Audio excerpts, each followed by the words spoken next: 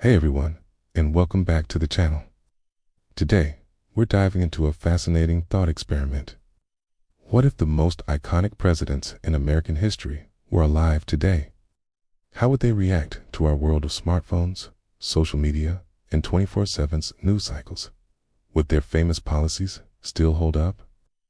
Let's peel back the layers of time and reimagine these historical giants in the 21st century. First up, the man himself, George Washington. Picture this, the father of his country, known for his stoicism and leadership, scrolling through Twitter. Can you imagine? I think he'd be absolutely appalled by the political division. His famous farewell address warned against the dangers of political factions. And seeing the hyperpartisanship of today would probably confirm his worst fears. He'd likely preach unity and remind us that we are all Americans first. Technologically, he'd be a fish out of water. A man who crossed the Delaware in a wooden boat would be mind-blown by a single Uber ride. But his core principles of integrity and civic duty, I believe those would shine through. He wouldn't be the one posting selfies.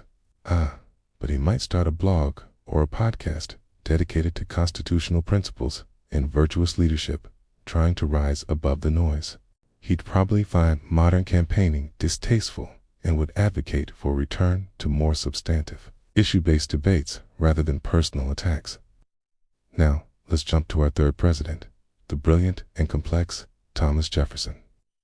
As the principal author of the Declaration of Independence, he was a true Renaissance man, an architect, a scientist, a philosopher. Consent would be in heaven at a modern university or a tech incubator. He devoured every book, every scientific journal, and probably learned to code in a weekend. He'd loved the internet for its ability to spread information and empower the individual, seeing it as the ultimate tool for an educated citizenry. But he'd also be deeply concerned about privacy. A man who valued his personal liberty would be wary of big tech companies and government surveillance. And what about his political ideals? The champion of the agrarian farmer would have a tough time with our globalized corporate economy. He might become a huge advocate for small businesses, startups, and local farming, using social media to champion a new kind of economic independence. His contradictions would be on full display, too. A man who wrote that all men are created equal while owning slaves would face immense scrutiny today. And the online world would not let that go. He would be forced to confront his own legacy in a very public, very raw way. It would be a messy, complicated, but utterly fascinating public dialogue. Next, let's talk about Honest Abe. Abraham Lincoln, the great emancipator who guided the nation through its darkest hour. How would he handle the pressures of modern media? Lincoln was a master of communication for his time. Speeches, like the Gettysburg Address, were powerful, concise, and deeply moving. I think he'd be a natural on television and social media. He could use a platform like TikTok to deliver a 60-second powerful message of unity that would go viral. His folksy wisdom and self-deprecating humor would make him incredibly relatable. Imagine him doing an Ask Me Anything on Reddit.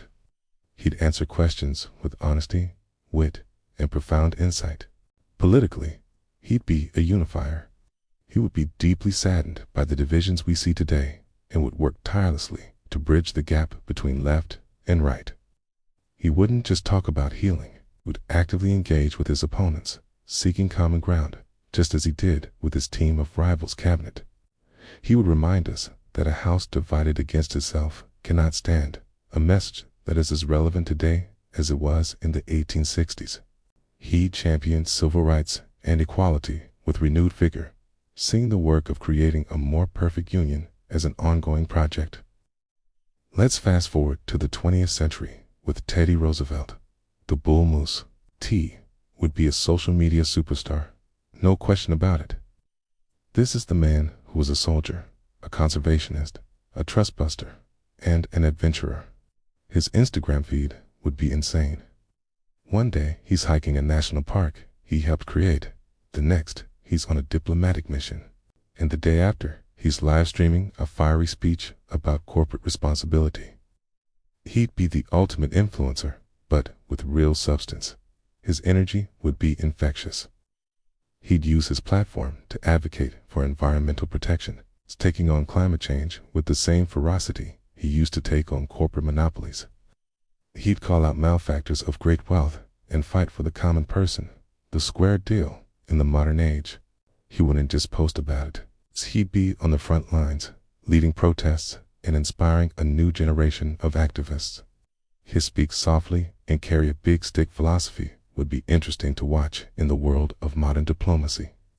He'd be a firm, decisive leader on the world stage, but he'd also understand the power of international cooperation. He would be a force of nature, a whirlwind of action and opinion that would dominate the news cycle.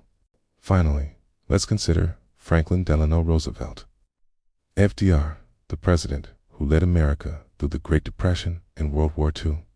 FDR was a master of mass communication, using his fireside chats on the radio to connect directly with the American people. In our era, he would embrace podcasts and live streaming. His reassuring voice and calm demeanor would be a source of comfort during times of crisis, just as they were back then. Imagine an FDR fireside chat on YouTube explaining complex economic policy in a way everyone could understand. He'd probably propose a New Deal for the 21st century instead of the CCC and WPA. Maybe to create programs for retraining workers for green energy jobs or building up our crumbling digital infrastructure. To see the challenges of economic inequality and climate change as the great crises of our time, and would respond with bold experimental government action. He would argue that the only thing we have to fear is fear itself and inaction. He'd be criticized for big government spending, just like he was in the 30s. But his focus would always be on helping ordinary people and restoring faith in the American system. His optimism and resilience, even while dealing with his own physical challenges, would be an incredible inspiration. So what does this all mean? Bringing these presidents into our time shows us that while the world has changed dramatically, the core challenges of leadership remain the same. The struggles for unity, liberty, equality, and security are timeless. Washington's integrity, Jefferson's intellectual curiosity, Lincoln's empathy, Teddy's energy, and FDR's optimism are all qualities we still desperately need in our leaders today. It reminds us that history isn't just a collection of dusty old stories. It's a living source of wisdom and inspiration that we can apply to our own lives and our own time. Which president do you think would adapt the best to the modern world? Let me know your thoughts in the comments below. It's a fascinating conversation to have. Thanks so much for watching. Don't forget to like this video and subscribe for more deep dives into history. See you next time.